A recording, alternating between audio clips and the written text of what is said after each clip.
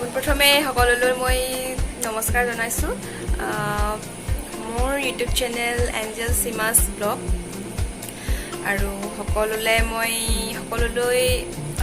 সকলোকে ৱেলকাম কৰিছোঁ মোৰ চেনেললৈ।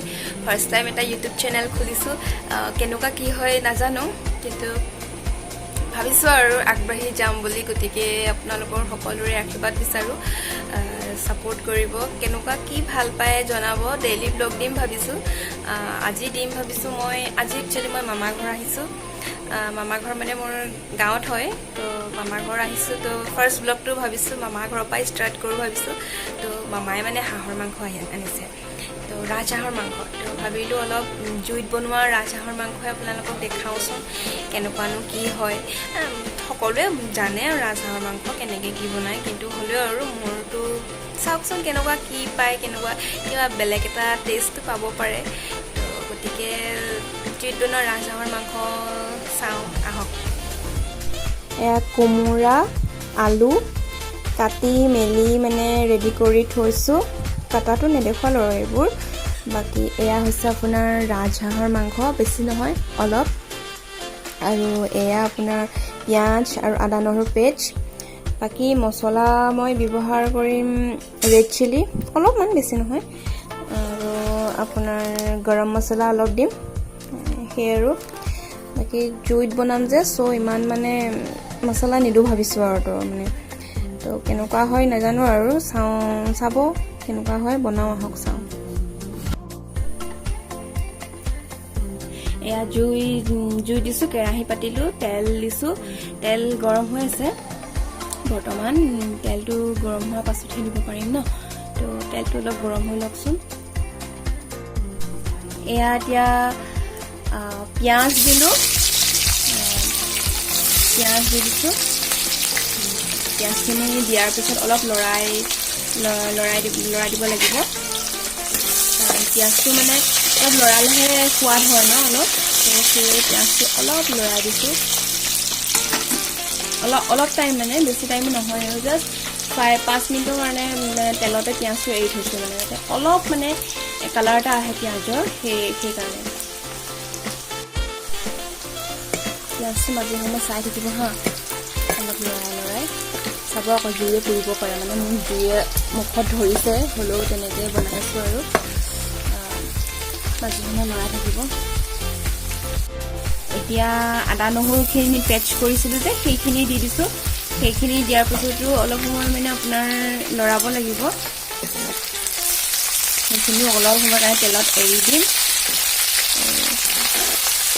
তো এতিয়া আমি দিলোঁ মাংসখিনি দি পিনি লৰাই থাকিব লাগিব। হাঁহৰ মাংস সিজোতে টাইম লাগে ন, তো মাংসখিনি অলপ লৰাইছোঁ। ভালদৰে লৰাব লাগিব, জুইয়ে বহুত পুৰিছে, মানে জুই নুমাই গৈছে। মাংসখিনি লৰাই মানে তেলত এৰি দিছোঁ। অলপ সিজিবলৈ দিছোঁ আৰু অলপ টাইম থাকক। জুইত বনোৱা বুলি ক'লে টেষ্টটোৱে বেলেগ হয় ন, সোৱাদটোৱে বেলেগ। মানে জুইত বনোৱা যিকোনো খাদ্য জুইত বনোৱা মানে যিমান। কোমোৰাখিনি দি দিছোঁ এতিয়া। কোমোৰা আলু যে কাটি ৰাখিছিলোঁ সেইখিনি দি দিছোঁ। মাংসটো মানে অলপ টাইম ৰাখিলোঁ আৰু সিজোতে। এতিয়া কোমোৰা আলুখিনি দি দিছোঁ। কোমোৰা আলু দিয়াৰ পাছত আপুনি নিমখ হালধি নিজৰ জোখ অনুসৰি দিব, কিমান আপোনালোকে মানে দিয়ে। এতিয়া কোমোৰা আৰু আলু দিয়াৰ পিছত লৰাই দিছোঁ।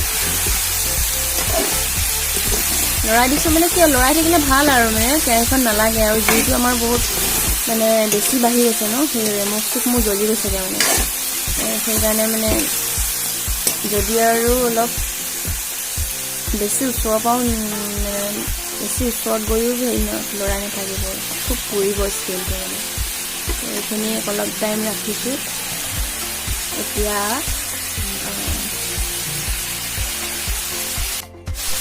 এয়া ৰেড চিলি দিছোঁ। ৰেড চিলি অলপমান দিছোঁ। মানে কি জলকীয়া আমাৰ মানে কি মামাহঁতৰ ঘৰত মানে একচুৱেলি জলকীয়া শেষ হৈ গ'ল, মানে গছৰ জলকীয়াও নাইকিয়া হৈ গ'ল। তো সেইকাৰণে মানে জলকীয়াৰ বদলি ৰেড চিলি দিছোঁ আৰু এয়া গৰম মছলা দিছোঁ। তো এইখিনি শেষ হৈ যোৱাৰ বাবে মছলাখিনি দিব লগা হ'ল আৰু বেছি মছলা দিয়া নাই, মিট মছলাটো দিছোঁ অলপ, বেছি নহয় অলপ আৰু হা, বেছি দিলেও বেছি তিতা হৈ যায় ন বস্তুটো। দিয়াৰ পিছত গোটেইখিনি দিয়াৰ পিছত আকৌ মিক্স কৰি লৰাই দিব অলপ টাইমৰ কাৰণে, লৰাই থাকিবই লাগে একচুৱেলি। লৰাইছোঁ এয়া নিমখ হালধি দিলোঁ, লৰাই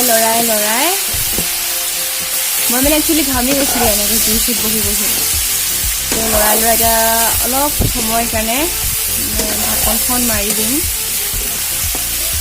ঢাকনা দি দিম মানে অলপ সিজিবৰ কাৰণে, আৰু পানী অকণমান দিম হা। পানী দিয়াৰ পাছত ঢাকনাখন মাৰি অলপ সময়ৰ কাৰণে ৰাখি দিব, যাতে বস্তু সিজে আৰু ভালদৰে। তো এতিয়া মানে পানীটো দি দিছোঁ, অলপ পানী দিছোঁ।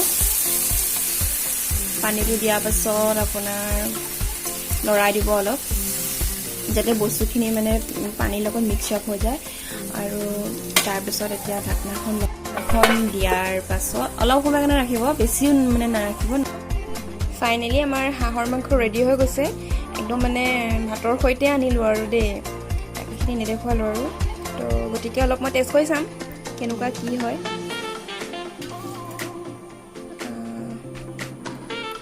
জাষ্ট মাংস লোৱা নাই আৰু জাষ্ট জোলটো অলপ টেষ্ট কৰি চাইছোঁ।